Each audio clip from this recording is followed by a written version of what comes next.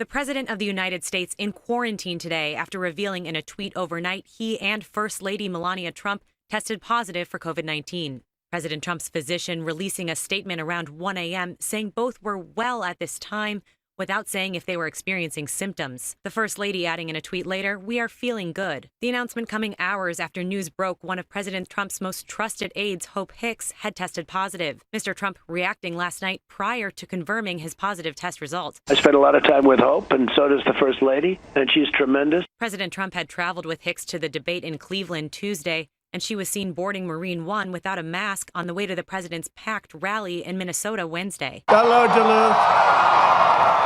Thank you. Top aides telling ABC they observed the president not feeling his best after the rally, saying he appeared to be exhausted and fatigued. The president does have mild symptoms. Now, more questions than answers about what comes next for the president, who has downplayed the severity of the virus. It affects elderly people with heart problems and other problems.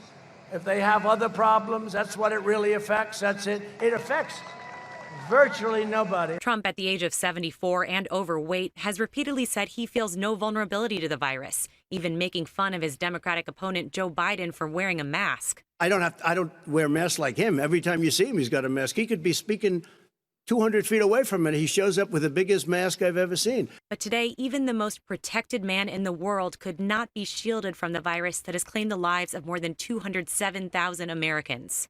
Joe Biden, who was on stage with the president without masks during Tuesday's debate, wishing the president and First Lady a swift recovery on Twitter this morning as we await the results of his own COVID test. With just 32 days until the election and the president trailing in the polls, his campaign already canceling rallies, the CDC recommends that anyone who's come into close contact with someone who's tested positive for COVID-19 quarantine for 14 days. In Washington, Elizabeth Schulze, ABC News.